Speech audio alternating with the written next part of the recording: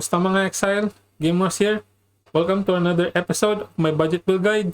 And today I will be talking about my Hexblast Ignite Trickster. Before I begin, the gameplay of Hexblast is you need to curse your enemy first and then cast Hexblast.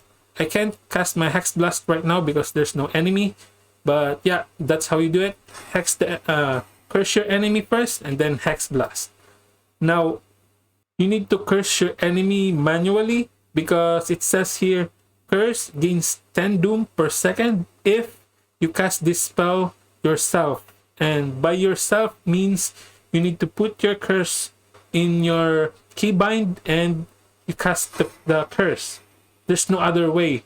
You can't use Bane, you can't use cast while channeling support or cast when damage is taken. You can't use any of those. You need to put your curse on your keybind and cast it yourself. That's the only way. And you want your curse to gain doom stacks because it says here you're gonna have 40% more damage with ailments per 5 doom. Now normally enemies can have curses can have a maximum stack of 30 doom. So if you have 30 doom stacks, Hexblast will deal 240. Is that right? 240. Wow, that's a lot. Yeah, 240.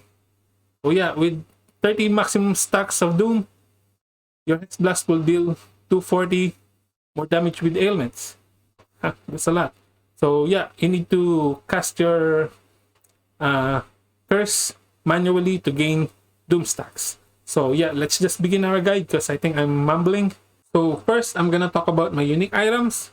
First is this at series foible, which gives you lots of maximum mana and mana regeneration.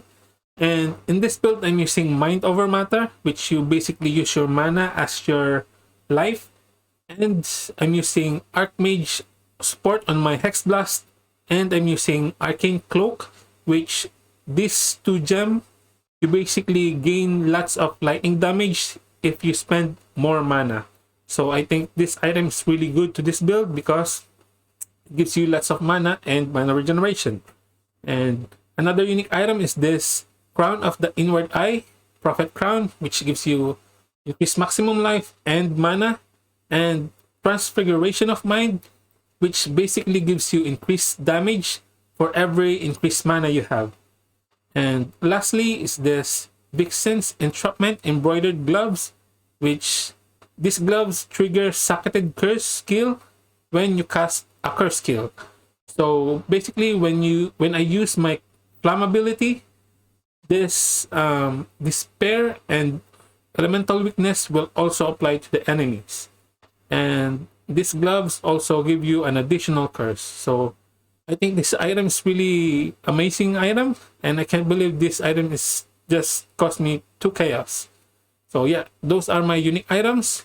And for my rare items, like my body armor, rings, belt, and boots, just look for high life and resistances.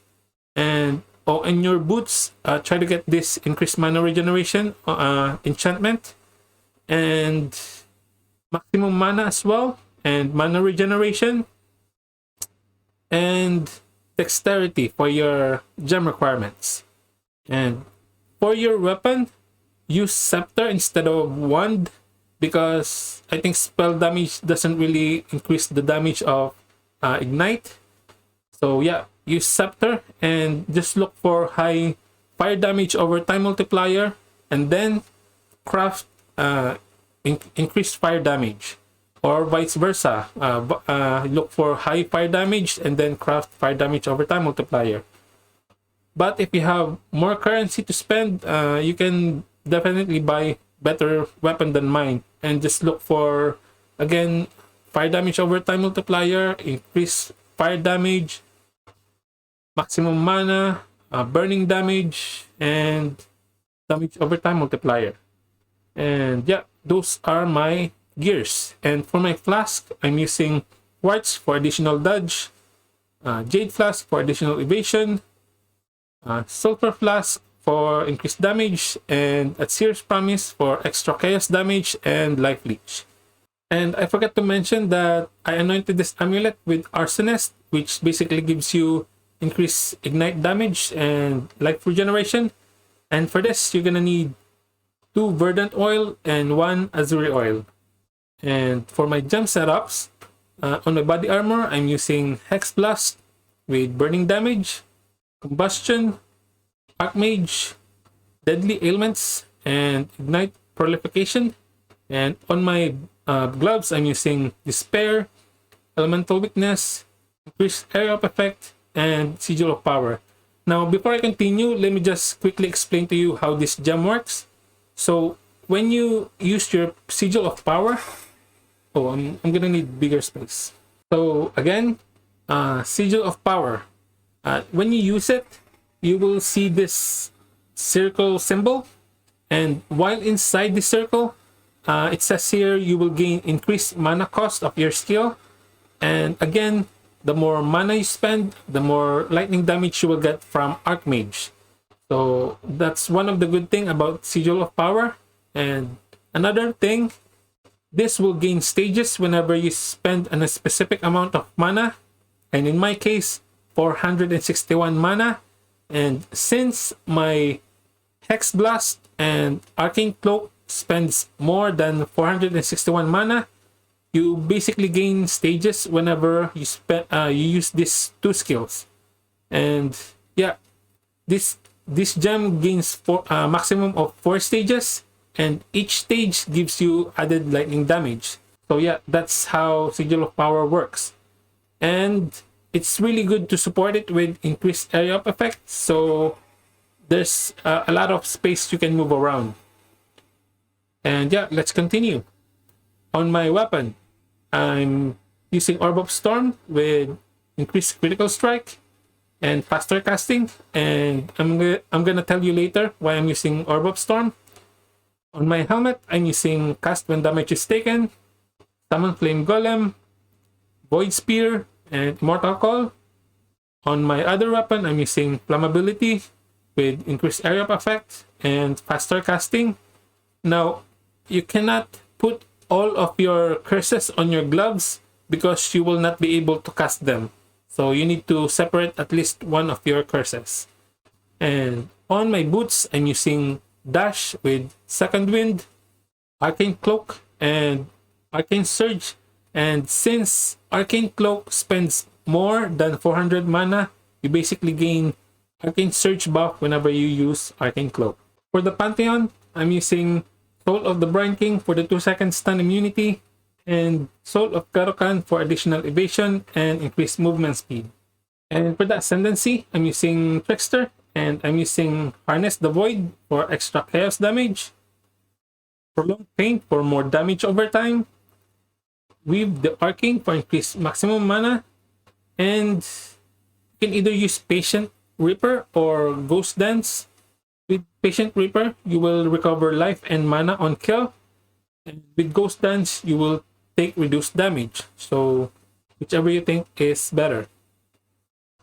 Now for my skill tree, I'm using a lot of keystone, so I'm gonna talk about them first, and I'm gonna start here. Acrobatics and Pace Acrobatics, which gives you a chance to dodge attack and spell hits.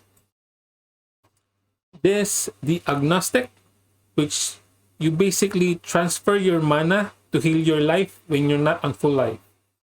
And this Elemental Equilibrium, which basically gives your enemy negative fire resistance whenever you hit them with either cold or lightning damage. And since my Hexblast hits lightning damage, you give your enemies negative fire resistance. And just a little reminder, make sure that your Hexblast does not have fire damage, so your enemies will not gain 25% fire resistance. And next is this Mind Over Matter, which you basically use your mana as life. This Elemental Overload, which gives you 40% more elemental damage if you dealt a critical strike. And that is why I'm using Orb of Storm, which you basically hit your enemy constantly, which gives you more chance to crit. And lastly is this Doomsday. And when you curse your enemy, it says here curse gains 10 doom per second, and normally your curse can gain up to a maximum of 30 doom stacks, which means it will take 3 seconds for your curse to reach maximum doom stacks. And with Doomsday, it will only take 1 second. And yeah, that's how basically Doomsday works. It will only take 1 second for your curse to reach maximum doom stacks. So yeah, those are my key nodes. And for the rest of your skill points, of course, get those fire nodes and mana nodes here, here, and here. Oh, and this dynamo is kind of important because it says here recover 20% of your mana over 1 second when you use a guard skill. And Arcane Cloak is a guard skill, and this spends 64% of your current mana, which is a lot. But thanks to this dynamo, you will recover all of those mana back very, very fast. Yeah, this node is very important.